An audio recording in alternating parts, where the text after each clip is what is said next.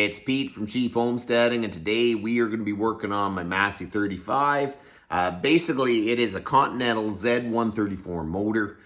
This is the one that I got for parts and decided to fix up. So now I got two tractors to fix, but I ordered in all the parts I need for it, and so we are going to start working on the tractor. So I'm super excited about that. I ordered in all the valve components. So before this, we looked over the head, and it's flat, it's not warped, and it looks like there's no cracks. There's some damage from the dropping the valve, but I think it is okay. So that's where we're at. So I ordered my valve kit from Reliable Aftermarket Parts, and that came in. So I'll put the link in the description to that kit. And I ordered a valve seat cutting kit because ideally, I wanted to send the head out to a machine shop, but I looked around and there's no machine shops anymore in Ottawa, at least that I can find. So if you know of a machine shop in Ottawa that'll look at a head and magniflux it, check it, know where that machine shop is because I've been trying to find one. So the other option is a performance shop, and there is a few of them in Ottawa, but none of them want to do this. I mean, it's a rusty old head that they really can't make much money on, and it'll probably give them problems. So they just don't want to deal with it. So we're down to fixing the head ourselves. So I checked it in the previous video. It's flat. I don't see any cracks. We're going to continue disassembling it, and we are going to cut the new seats. We are going to install the new valves and get the head ready to be installed on the engine once it's rebuilt. So that's what we're going to do today. We're going to rebuild the head on my Massey 35. This is the head, and this is the valve that dropped. You can see that this valve was about ready to drop too. The spring broke, so that's most likely what happened to that one. The spring broke, the lock didn't hold anymore, and the next thing you know, it fell apart. These clips, once the spring tension is off, it'll just fall out of there. So that's where we're at there. Actually, that is surprisingly easy to get off, so I'm kind of scared. Let's see. Man, the way they make these, they're hard to get the bolts off. Well, that comes off easy too. Man alive.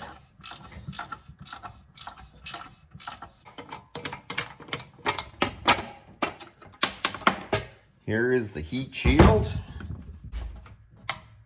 I don't know if this head has been off in the last little bit, but all these bolts are so easy to get off. I don't really understand. I was expecting this to be an absolute nightmare, but so far it's going good, but maybe I shouldn't be saying this before I get the last bolts out. That one seems a bit tighter. Oh, but it's loose. Start getting into these old tractors, they could turn into money pits pretty quick. So I'm kind of hoping that I don't see any cracks on my manifolds, because that'll just drive up the price. I am kind of surprised on how available these parts are. It's kind of impressive to me that you can still get most of the parts for these Continental gases.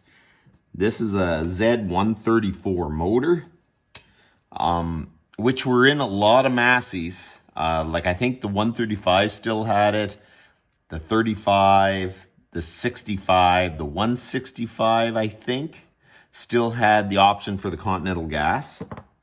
So my 50 does. So this engine is in a lot of Massey tractors. So I don't know how many of them were worldwide. There probably was a lot. So clearly there was, because there's a lot of parts out there still, and these tractors were made in the 50s. So this is almost too good. Okay. My gracious.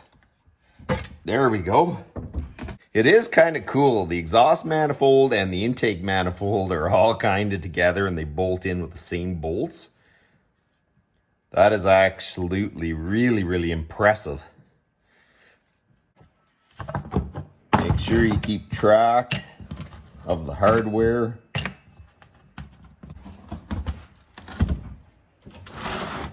I am going to try to clean this up a bit. We're going to clean this, and then we're going to blow it off. Try to get it as clean as we can. Man alive, I don't know if this can be that old. Maybe this engine was rebuilt and they just didn't do the head.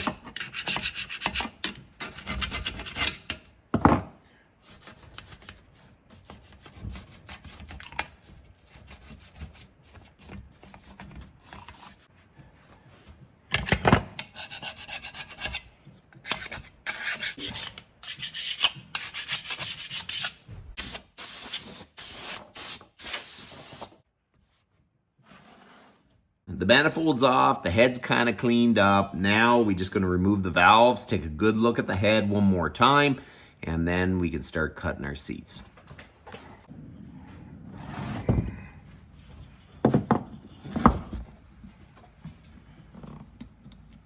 Now we're going to remove the valve springs. This is the only type of valve spring compressor I have.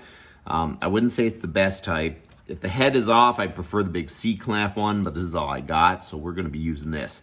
But basically all you're doing is compressing the spring so you get that lock out.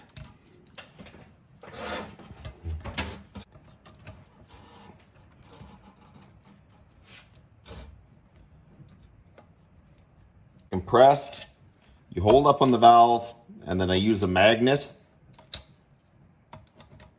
to get the locks out.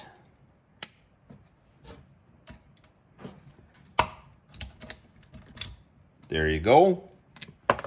And then you just unscrew it.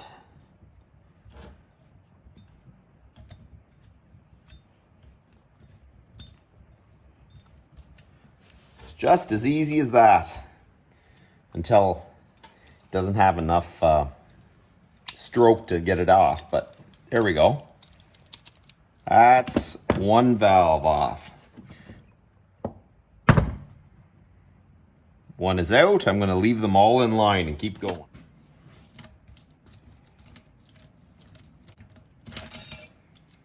Wow, that one was ready to drop right there.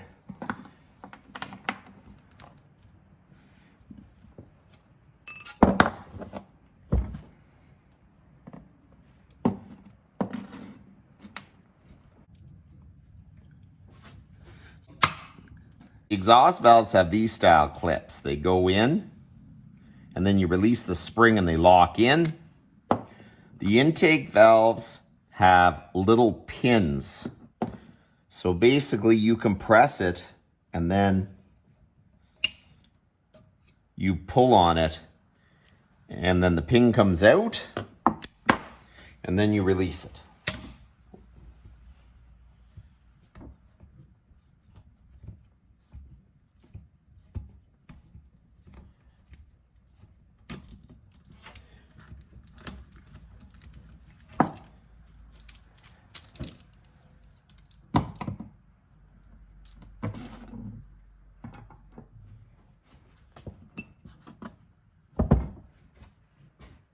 So the intake valves have little holes in the end of the valves that lock them in.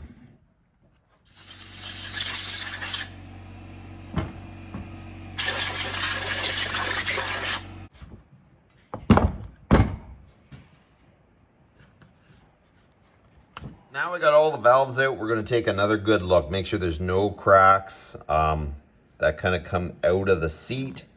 It looks all good. Now we're doing one more check. Make sure that there's no cracks. Basically with your eyes, just look. I will put the link to the description to the previous video when we checked to see if the head was warped and if there's any cracks in the combustion chamber or anything. And I'll put that in the description so I won't bore you with the rest of that. But we'll take another quick look. Okay, so this is the cylinder where the valve was banging around, but I can't see any cracks. There's some dinging. I don't see any cracks moving from the valve surface or anywhere in there. It's looking pretty good. So now we are going to just touch up the valve seats. And then we're really going to try to fix this one and kind of see what that looks like. We're going to use the OMEX valve seat cutter.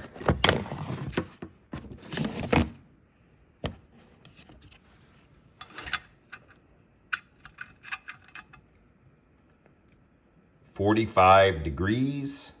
I think that's the one there. Yep.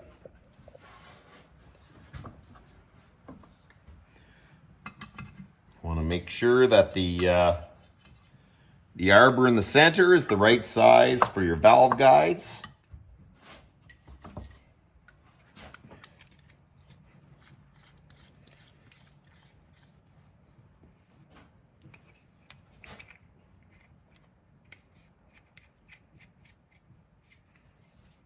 This kit cost me $69. It's a very simple thing with carbide tips. You got your little T-handle. This isn't a new system. This is, they used to have these for motorcycles back in the 40s and 50s.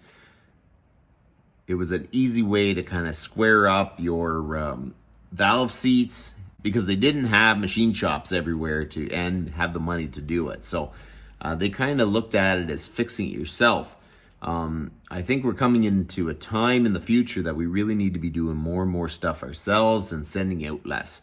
I am really a proponent of doing it right, but in the same right, we probably have downloaded a lot of what we do to other people, which isn't always a bad thing, but sometimes it just costs you a lot more. So, and suddenly when those people aren't there, you're stuck. So you really do need to have a way of doing some of this stuff at home. Okay, so let's try this.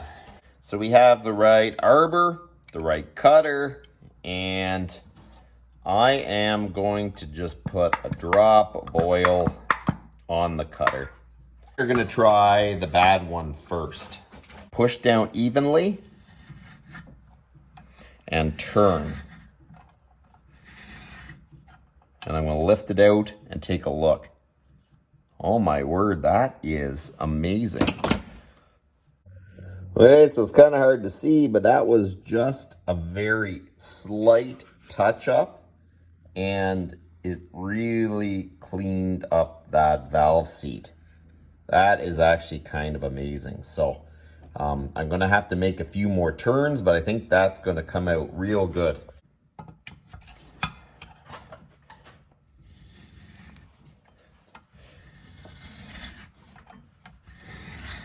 Don't take too much off.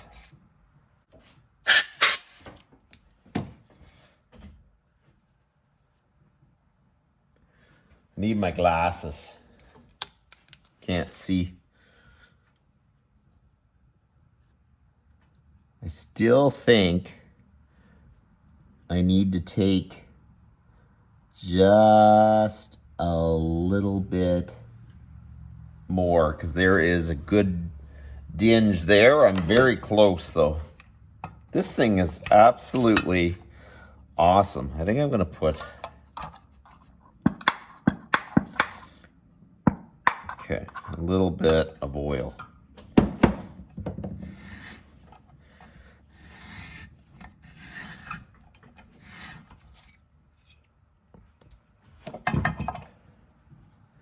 Don't want to take off too much. Wow, it really does do a nice job. I think I am good. I am just going to do a real gentle, barely pushing, just to even out kind of where I stopped. Man, that is a real nice job. So that is the bad valve seat that I fixed up with the OMEX valve seat cutter. That's really, really awesome. So I am just going to gently touch up all the seats, make sure that they are good.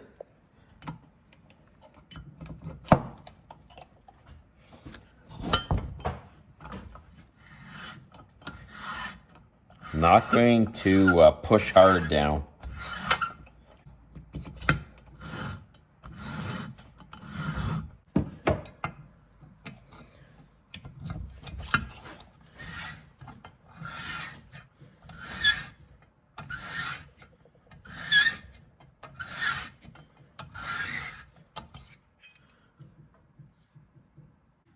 what is my thoughts on the OMEX valve cutter? It is absolutely awesome. It did exactly what I wanted. I think this is great. For $69, you can't go wrong, and you are able to clean up valve seats at home. There's nothing wrong with that. I bought this valve kit off of Reliable Aftermarket Parts. It came out of the States. It came in a Steiner box, but it actually was actually a pretty decent price. I paid full pop for it, so they didn't give it to me. But I will put the link in the description to this kit, just so you can kind of find it and you'll kind of know that it works and works good. So.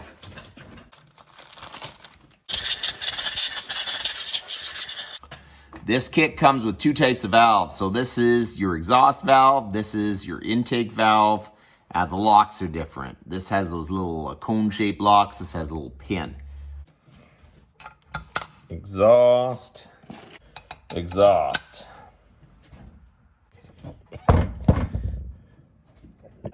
So the best way to know which valves go where, you can see my thermostat housings there. It is exhaust, intake, intake, exhaust, exhaust, intake, intake, exhaust. If you look at your manifold, you've got exhaust, intake, intake, exhaust, exhaust, intake, intake, exhaust. So your exhausts are at the end, and it's always 2, 2, and 2. And you can kind of get a good idea. Your exhaust is darker, exhaust is darker, exhaust is darker. Intake's clearer, so that is matching.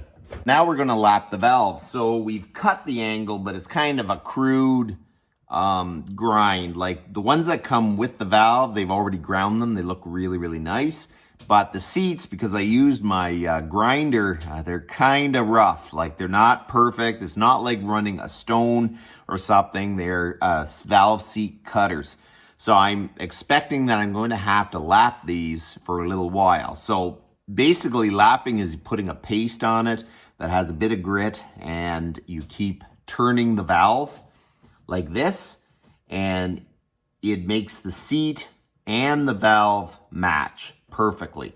My guess is I am going to have to do this quite a bit because it's probably a lot more consistent when you use a valve stone grinder, which is basically, they look really, really good. You still have to lap them, but it's a lot better. I got this valve grinding compound at UAP. Ooh, almost made a mess.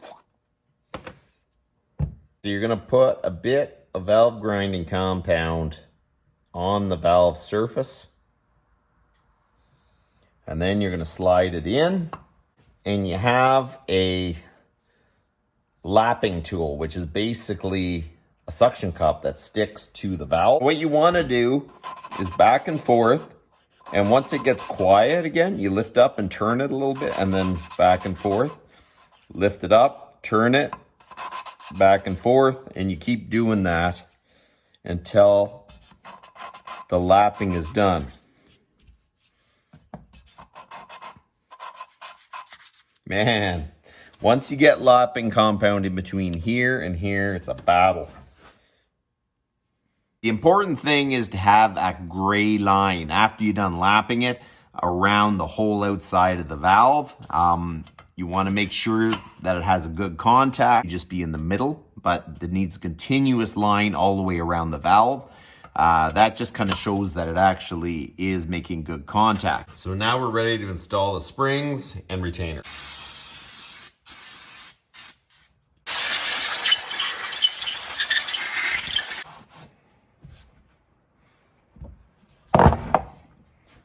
I got all the springs, and they're all the same part number, so it doesn't matter which valve they go in.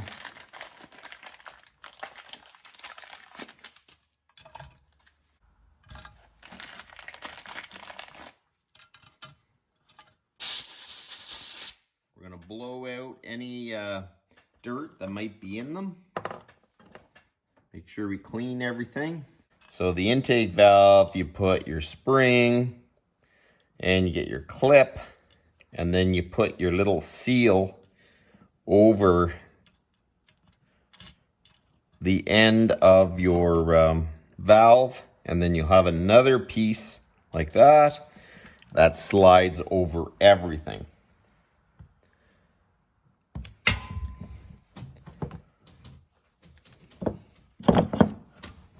Now I am pushing down on this. This is what the end of the intake valve looks like with the pin installed. Install one of the exhaust valves. It's the spring. It is this clip. You'll have to get 2 of the half locks, and I kind of set them just in the hole. So like that. So when I push down on it, I can just kind of lock them in. I'm putting a socket right underneath the valve just to support it to the table. Kind of a backwards way of doing it, but it does work.